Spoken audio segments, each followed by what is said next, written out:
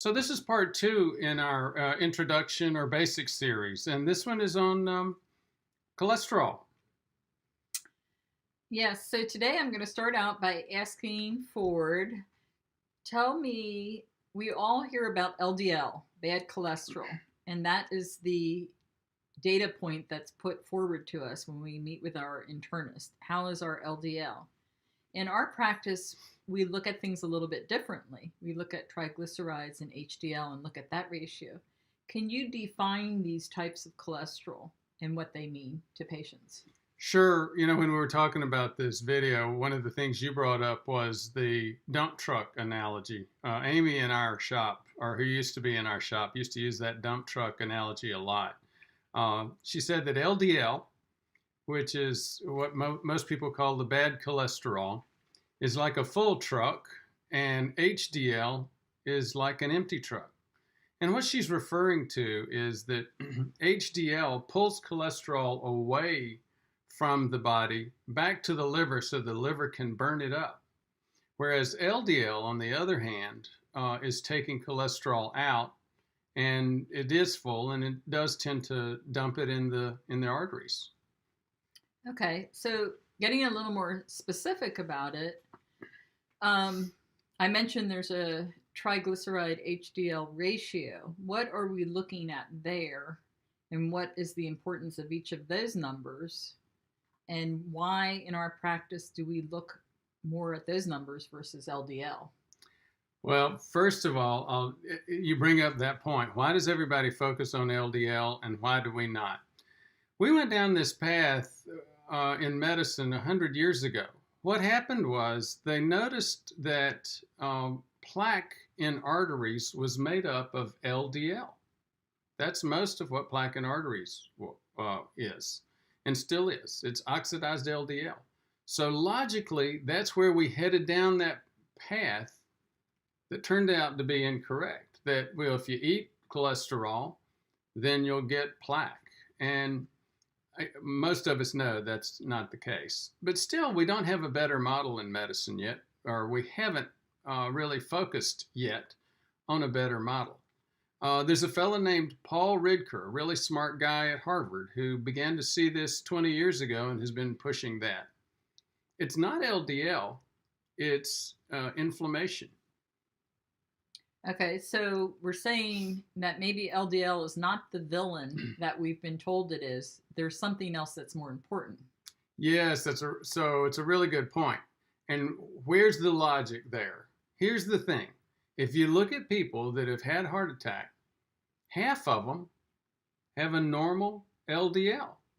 So we keep running around saying, well, LDL is the problem. And you go see your doc, and your doc, what does the doc do? They look at the LDL.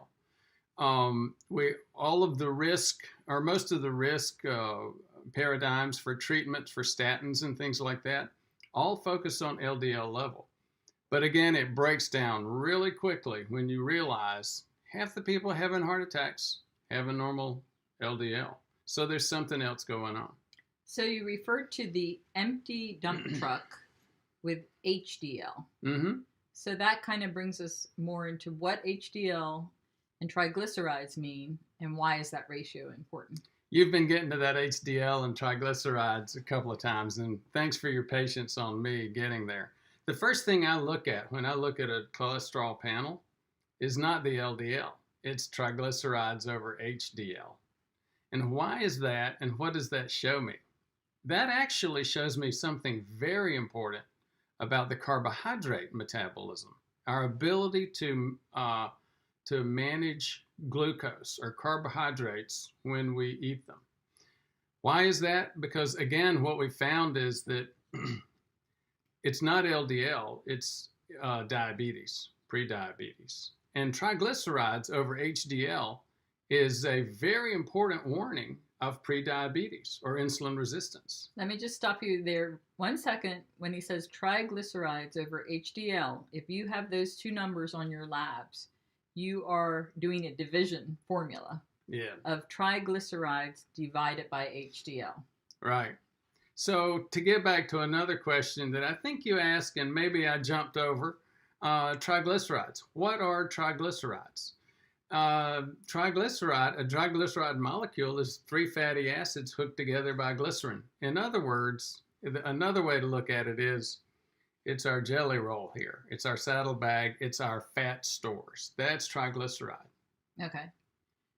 So then, if we're looking at that ratio or that division problem, and we get a number of 1 versus 3, can you explain what what does that mean for heart attack and stroke? And are we looking for a larger number in the HDL, which is the denominator, to offset the number in the numerator, the triglycerides, and why that's important? Well, for a second, let's just forget about denominators, numerators, stuff like that. Here, let's use some real numbers. Okay. Let's say a patient has, or I have, a triglyceride level of 150 and an HDL of 30. Then that 150 over 30 is 5. That's really bad. That's a really bad number. On the other hand, I've seen several patients just over the past week that had HDL numbers higher than triglycerides. They had a triglyceride in the 60s and a HDL in the 70s. So that's less than 1. That's less than 1. Which it's is a really good number. ratio. I'm very jealous. I haven't had that in a long time. I tend to be around 1.5. So 1 and below is really, really good. 1.5 is starting to get there. 2 and above is a very strong indicator that you have insulin resistance. Okay. In other words, your body is constantly fighting against high glucose levels, so it's putting out a lot of insulin. Here's why this happens to your ratio. Insulin keeps your body from burning fat.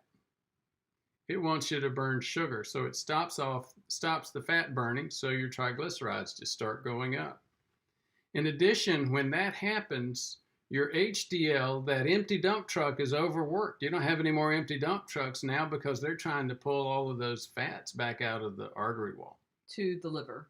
To the liver, so the liver can burn those fats up. Okay. So that's the importance. It's a ratio, but it's important knowing what those numbers mean that go into it and what the value indicates in terms of your diabetes, prediabetes, diabetes, and heart health. It's a good point. I tend to get focused on connecting the dots because it's hard to remember things like a ratio. If a ratio is just a number, then it doesn't mean very much. No, you have to understand what goes into it. Well, I think that's all for our introductory video today, unless you want to add anything else. That's it. I hope it helps get that message across and helps create some understanding of what we're looking at here. Thank you very much. Thank you. If you hit the like button, and for sure if you subscribe or share, the algorithm reads that as a strong message that humans think this is interesting and important information. And the algorithm can share it more than any of us humans. Speaking of sharing, one of the best ways of sharing is on social media. We've got active Facebook, Instagram, and LinkedIn activities going on right now. We've recently started up things in Pinterest and Twitter, so we'd love to see you there. Check us out. Finally, with over 500 videos, a lot of people are saying, I can't find this video or that video. Our new social media manager, Kim Hermosa, is starting to work on ways to help with that. So join the community. You can click on the links below and you can get a little bit better access. Thank you again for your interest.